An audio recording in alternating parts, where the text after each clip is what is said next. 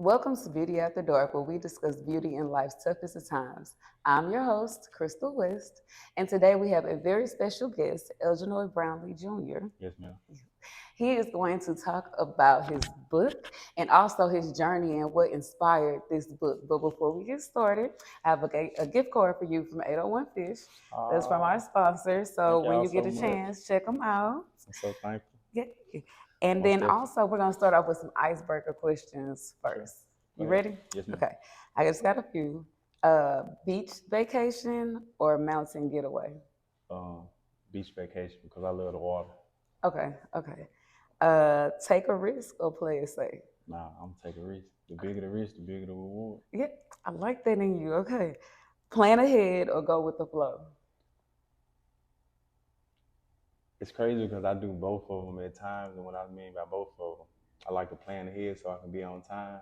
Uh-huh. But oftentimes I can go with the flow. Like somebody hit me like, "Hey, I got this interview, or I got this cartoon at work I want to work with you with," or just anything. Like Yeah. somebody come to me with an opportunity, I'm gonna take it. I ain't gonna hold back. I'm gonna make the Okay. sacrifice to take it. So I got you. But let's say you was on a beach vacation. Are you when you get there, are you like a go with the flow? Or would you plan like your whole day out? I plan my day out You when I'm on the would? beach. Yeah. Okay. I would definitely go with the flow. Probably because I want to be on the beach all day. So all right, last but not least, this is for view perspective. Sunrise or sunset? Uh, Sunset. Okay. It make me think better when the Really? sun down. Yeah. I Okay. get to think about a whole lot. Yeah. I like sunset too. Sunrise be cool, but you gotta catch it like at the perfect moment to like where it be beautiful. But I feel like sunset, like you sitting there, you just waiting and then just watching it. So yeah. Okay, well let's get started. So where would you like to start? First, tell us who you are. Also, for the viewers that's watching, my name is Elgenoie Brownlee Jr. Um, I'm a 3 times published children's book author. I also have another book on the way, Daddy Sport Brass 2. It's part 2 to Daddy Sport Brass 1. And I'm originally from Memphis. Like I said, I'm an author and a motivational speaker. Okay, so you said you're originally from Memphis. What brought you to St. Louis? So I was currently facing an eviction um, in August. And I had just went to court. I went to court on the 27th. It was the 27th or the 25th. And I had left from court because I was in shambles. I was like, man, I don't even know what I'm gonna do. It's gonna be hard to try to come over $2,700 in a couple of days. Yeah. And it's a whole lot of money in a little bit of time. And when I be going through a lot, I like to pray. And I spend a lot of my time praying. And when I left court, I went home. I got on my knees and just had that intimacy with God, that personal conversation with God.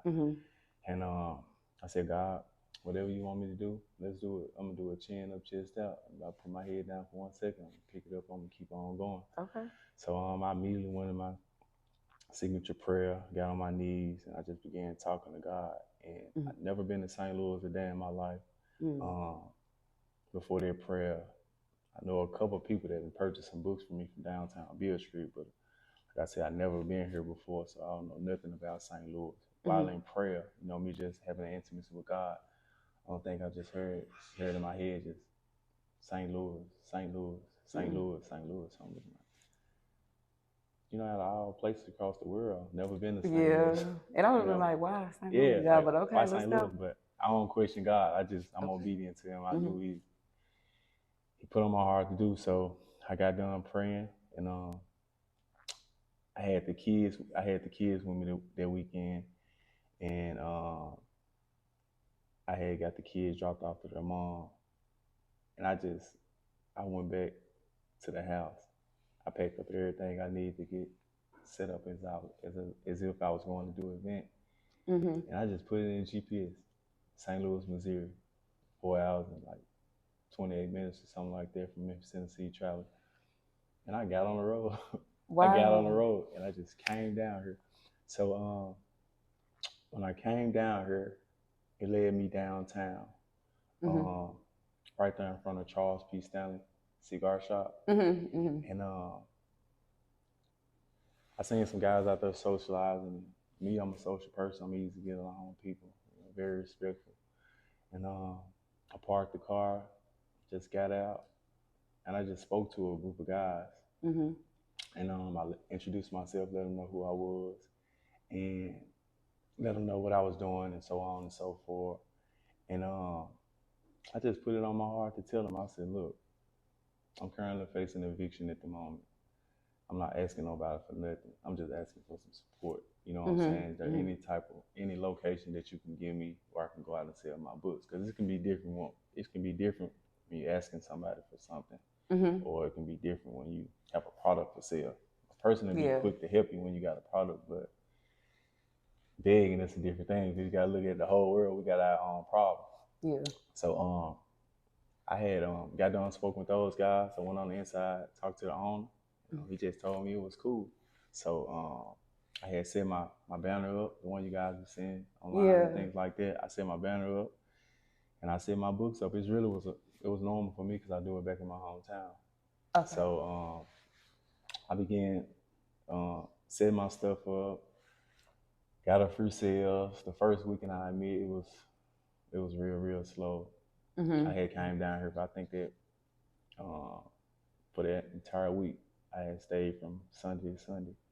It was kind of slow week 1. Then week 2, I came back with the kids. It picked up a little bit. And then I came back week 3. I'm so consistent with everything I do. I'm very consistent. Yeah. Week 3, I saw a tremendous change. Like I seen supporters come from everywhere. It's like, man, hey, we seen you on TikTok. We seen you on Facebook. We see you down here. Like most people that were seeing me, it's like, look, we never even met you. We just see on social media. On social media, but they see a guy that's an entrepreneur with a book on the street corner.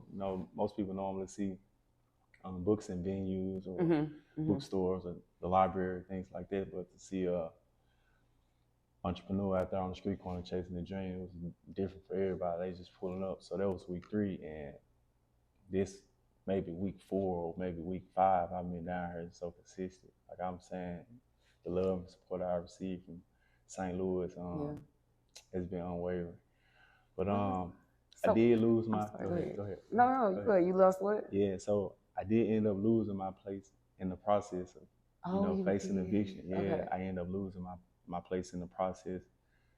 But I just know, like, God, he working on something. And right now I know he rewriting the greatest chapter of my life. Yeah. The only thing that really hurt me real bad was because I've been evicted before. And I was evicted in Atlanta after I had left the shelter. I had moved in this 1-bedroom studio apartment. And I had posted it all over the social media thinking I was gonna receive some support help. Cause like most men, when we go through things and stuff like that, like most people don't really think men go through nothing. Yeah. They don't think they're vulnerable. They don't think they have a heart. They just think that they always supposed to have things like that. So I documented my whole journey. I had lost my place after I was, I had lost my place while living in Atlanta after I left the shelter. I was working at McDonald's, and I was working for this landscaping company that was remodeling homes and things like that. Just one meeting the criteria, finances weren't coming in like that. And this is like now, this the August you spoke of was last year. Last year. Yeah. Oh, okay. Because I'm like, wow. So this happened last year. Okay, 2024. 2024. Okay. And I had posted it over the social media, thinking that I can get some support. Me, I'm a different type of person. You follow me on social media, like I be raw. I be me. I don't very authentic or disrespectful. I be very unapologetic. And like what you see is what you're gonna get. Yeah. Like you might get one day when the sun out, and then you might get a day when it's raining outside. Yeah. But I'm still gonna smile and through this perseverance, just keep pushing it, and just be the young man that God called me to be. But that was last year, and when I had posted it, like I said, I thought I was gonna get that support. They shouted me. I'm talking about. They shouted me all over social media.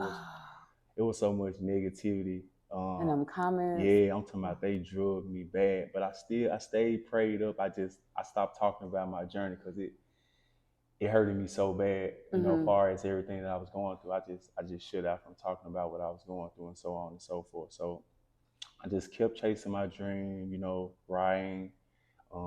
Ended up getting a little job, that didn't work out. Left Atlanta, ended up coming back to Memphis in September. I came back in like September, October, and November. It was 2 days before Thanksgiving. I had moved in my new place, and I was overly excited, you know, happy that I'd be able to put my kids in their own room and things like that. So what I'm saying is, like, for me to sit my kids down and tell them, Daddy lost his place, like, it was more heartbreaking than anything because I worked so hard to get out of that dark spot. Yeah. So how was it? What emotions were going through your mind, and when you had to like tell them, and like you probably needed support at the time, but now you got to support your kids and their emotions behind it, because were they able to understand what was going on? Yeah, see, one thing I love about my kids so much, they so grateful. So, you know, like whether I'm in a shelter or the hotels or, you know, where I'm at, like they still show me their unconditional love. So that's what keeps me motivated. So I didn't want to tell them that.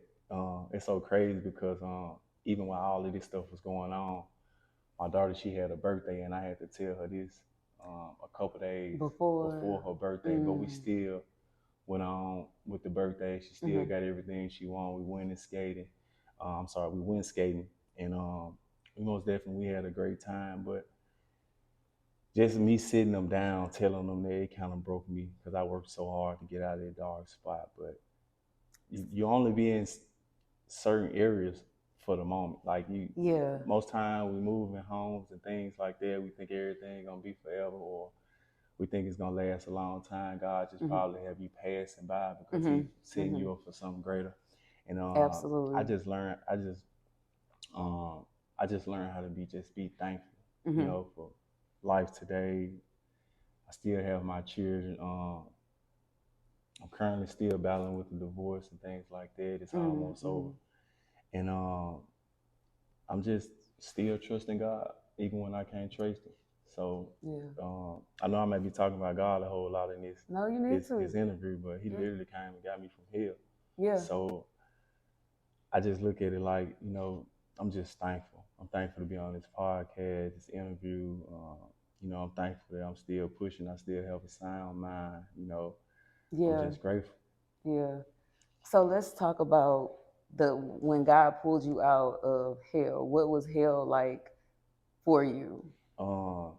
I had a real bad gambling addiction. I used to smoke weed. I wasn't bad. I didn't drink liquor like that, but I didn't have no goals in life. I didn't have no dreams or nothing. I just waking up every day, just living day for day, just going. Before my uncle had passed 3 years ago, he sent me this word from God, and he said, you know, you visiting these schools and things like that, because I was visiting schools in Memphis, being an art and a motivational speaker before the divorce had begun, and it's like the day I moved out to begin my homeless journey. I didn't know what I was gonna do, so like I said, I went back to God. And I asked Him, I said, look, God, whatever it is you want me to do, let's do it. And I just kept chasing my dream. I didn't let nothing stop me. Even with being homeless. So when you were homeless, were you like on the street? Were you going to shelters? Like, well, I can say this. I never slept outside, but I slept in my car. I slept in my truck. I slept in 2 shelters. I slept in 2 storages. I slept at hotels. I laid my head anywhere I possibly could. And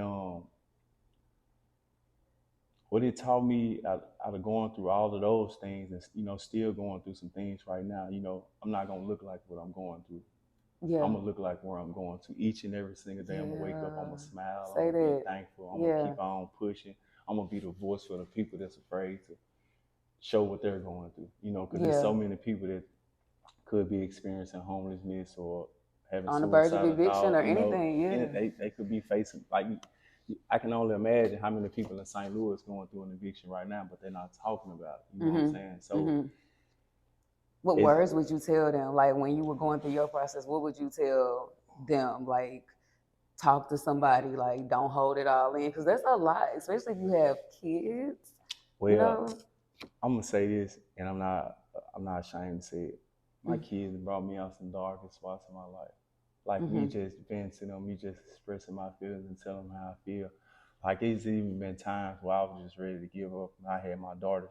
That's why I said this book it's a little deeper than this book. I have a son too, and I also have a little one on the way. Oh, congratulations. Yeah, so it's like don't give up. Because the day that you give up could be the day that you win. And I always remember that your current situation isn't your final destination. Right. Because if God put you in it, He can bring you out of it. That's right. And like I've told you once before, I'm grateful and I'm thankful for the eviction. I'm glad that it happened. I'm glad that it happened because it's just a part of my story. God rewriting the greatest chapter of my life right now. He is. So, yeah. So when you say like him rewriting it, where are you at in the rewriting process now? Okay, so Daddy's Spoiled Brats book is based on a true story. It was a dream, but Daddy's Spoiled Brats 2 is a promise from God. So God really showed me that dream that He would provide me and equip me with a place that I can call home. But by me losing it doesn't mean that He's done. So what I said, while God's still writing, I'm writing too. Yeah. And that your faith is what's gonna keep you. Well, clearly that's what's been keeping you moving. But faith. I can just tell, like, with you being obedient, because sometimes when God tells us to do things and it's not what we think we should do or the way that it should be done, like God will tell you this is what your outcome gonna be, but you got to do it this way. And it's like, I think I could do it a little bit better. I think I'm gonna do it this way. But you doing it His way, you're getting out of His way and you're getting out of your own way. So I can't wait to see, where He takes you, and like not necessarily the end of your story, but how it gets better and better because you didn't, give up. You go, and then you telling people, Yeah, but and I'm gonna say this, like I'm not just randomly walking up to people saying, "Hey, you guys, I just been evicted." Nah, that ain't me. Like God got to put it on my heart for me to share my experience and share everything that I'm going through, so on and so forth. Like when it's time for it to get on the big screen and so on and so forth, I'm gonna be willing to say it. But for me to get on social media, to come down here in St. Louis, say, "Hey, St. Louis, how you guys doing? I'm an author on the street corner. I'm selling my book. I just got evicted." Yeah. I'm not looking for no sympathy. You see what I'm saying? It's the hope. Yeah. It's the courage. It's the dedication. It's the commitment. Like just do everything that you need to do and be obedient to God. Because I can tell you this, obedience is way better than sacrifice. Say that, and it's in His word, and He holds His word above His name. So you're right. So let's talk a little bit about the book. How did the book come about? All right, so the book came about. I was sleeping in my truck back at home in Memphis, and I was, like I said, I was already an author. I was already an author writing books, and my daughters, they just kept asking me. It's like, "Hey, Dad, could you take us to the Jump World of Memphis? It's the jumping house where all the kids like going to in Memphis."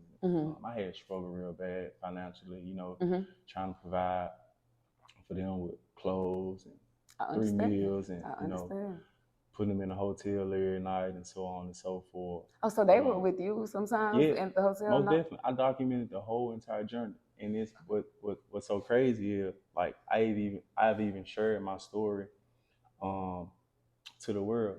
You had half of the people believe me, half of them didn't. Like you can put all of these things in a person's face, and a person still would believe you. But when it's God ordained and when it's God sent, like nobody wouldn't even ask you. They'll feel it. They'll feel God in the presence. Like, you know what? It's no more proof that I need. This young man actually went through what he went through. He got the proof. What else do you want? You want him to sleep outside? Right. You want to watch him sleep out there? You want to watch him sleep outside, or you want to watch him sleep in his car? So, on this journey, what I learned is you don't have to prove nothing to nobody. Correct. You don't have nothing to prove. You don't have to explain nothing to nobody. And I'm not gonna complain about nothing. Just keep pushing. Just keep on going, because I promise you, it's gonna be one person out there that's gonna see it and say, you know what, I want to support that young man. Yeah. And everything he doing, give him an opportunity, and so on and so forth. God gonna open the right doors, the right windows, the right everything. He opening them right now. Yeah, that is awesome. Right now. He working right now. He working on a miracle right now. But I'm gonna jump back to the book. Yeah. Like I said, the kids, they wanted to go to this place called the Junk World of Memphis, and I struggled financially and so on and so forth. So this title just came to my head, Daddy Spoiled Brats. And most people, they think spoiled. They're like, oh, he bound everything and so on and so forth. Yeah. I'm gonna be honest. If I got it, I am like that. I will do anything for those girls. Yeah. But this title right here came from spoiled. I was spoiling them in the storm, and I was reciprocating the energy that they was giving me. Nothing but love, unconditional love that they were showing me. So that's where the word spoiled came. When I say they just spoiled me with so much love, wiping my tears, telling me, Dad, just keep on pushing. We got you. Don't give up on it. Like, I had 7 and 8 years old tell me, like, you got this, Dad. Like, it's impossible for me to quit. For a 7 or 8 year old to look you in your face while your tears just falling, like, just keep going, Dad. Like, I know you got this. They believe in you. Yeah, it's like, how can I not believe in myself when I got my daughters? They believe in me. So it just opened up unlocked another level of faith for me. Like, look, you got this, but your kids believe in me. You know what I'm saying? Yeah. So it's like, all I can do is just keep on pushing. But like I said, I was already an author. Spoiled came from them spoiling me with love. Yeah. And just being by my side. And Daddy Spoiled Brats came about. So what I did was I took the title and I just began writing. I wrote the book in 2 or 3 days because it's based on a true story. Oh, wow. And I sent everything to my publisher, my illustrator. We got it knocked out. I had dropped it over social media. It went crazy. Probably like 170-some,000 shares. People from all over the world, all over the country. Yeah. Support me and things like that. The only problem that I had was trying to purchase some books because I had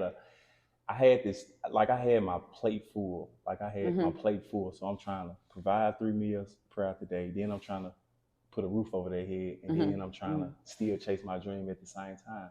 But like, even when I went to Ohio and I lived in a shelter and so on and so forth, I still came back. Like, every time that I left away from my children, God always brought me back. And I just couldn't see myself like just walking out of their life. I did it for a couple months to try and get myself together, but I couldn't do it because I just feel like my kids, they needed me more than anything. So it's like I'm struggling, making the sacrifices to try to be a father and chase my dream at the same time. That's real hard to do because I'm not trying to give up on my dreams, and I ain't trying to give up on my kids either. So I got to come together with both of them and say, look, I'm just going to make it happen. So I ain't the first person that went through a divorce. I ain't the first person that been evicted twice. It's just it's a part of life. It teaches you some financial discipline. It teaches you to go hard. It's teaching me some money management, but it's only so much that you can manage when you got a whole lot to do with a little bit of money. You know what I'm saying? It's real. God provides. Yeah, but I noticed that God will use your gift to make room. And that's what this is. This is my gift right here. So it's gonna make room. It may take some time. A lot of people think stuff just gonna happen overnight, but what God do is He slow cook greatness. He don't give you nothing. He develops stuff within you. Most definitely. And before He can get you, it's like, okay, I'm gonna get you there, but I gotta work some stuff out of you. You gotta become this person. And it might take a second, but when you become that person, all of this stuff, it just all fall in place. Like, His plan could not be any greater. Like, I could not imagine me trying to do what He, that's why I was like, you got to get out of His way. Yeah, you do. You got to get out of His way and let God work, because anytime you get in the way of something that He's doing, it's not gonna work.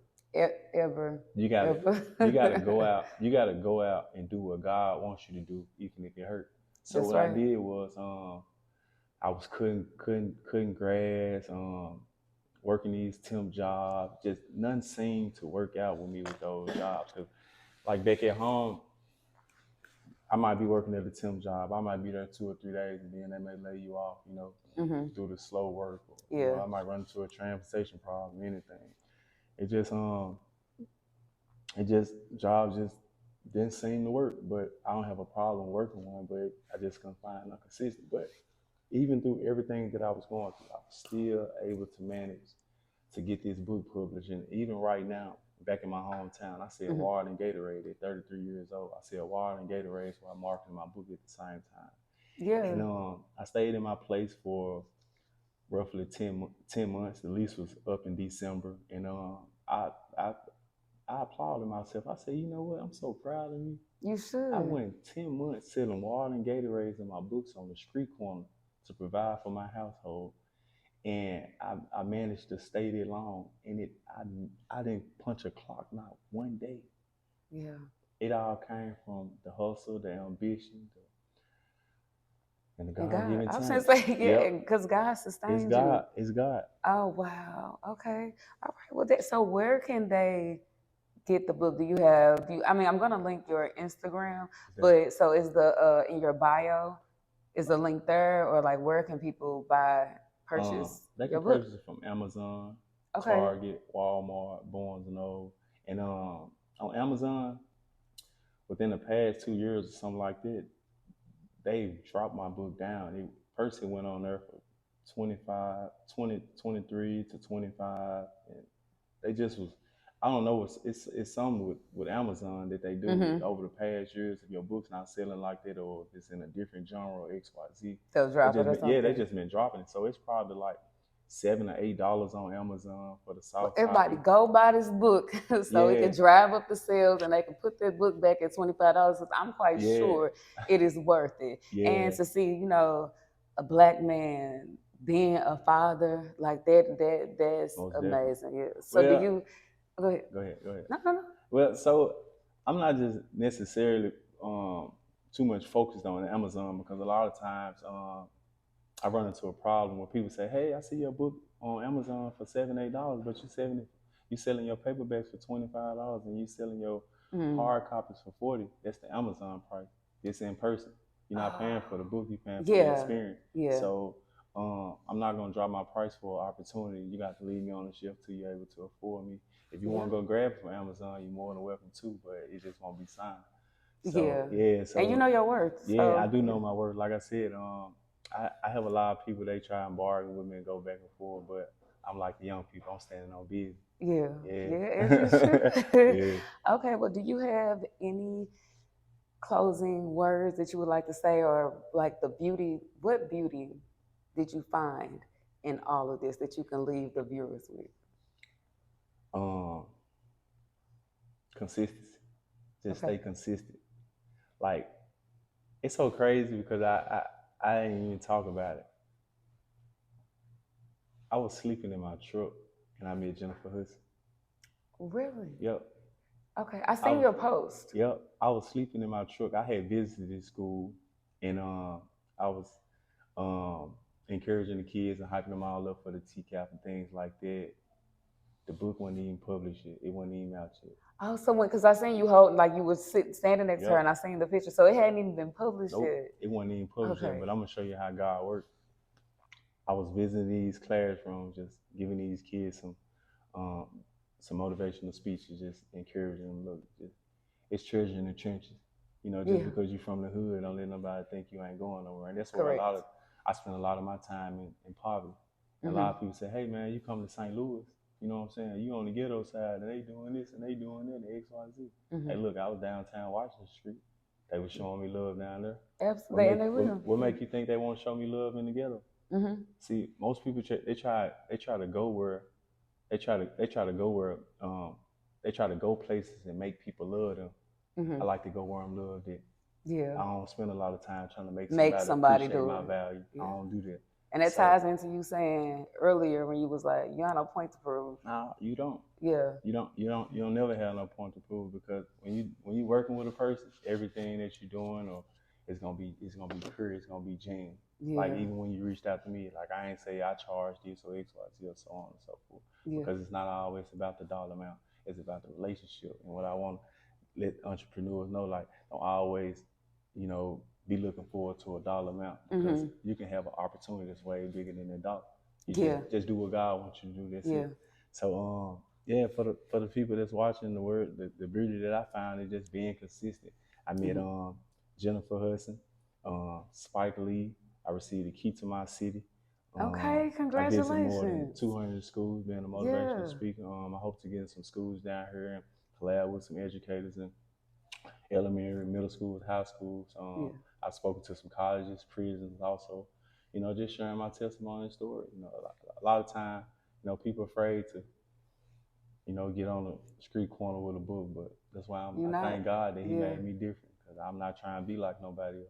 Yeah, I thank God He made you different too, because you were able to come here, share your story, and encourage others. Because I'm quite sure this story is going to resonate with so many people who are, like you said in the beginning, who are being silent. You know what I mean? So, all right. Well, thank you so much for coming on the show.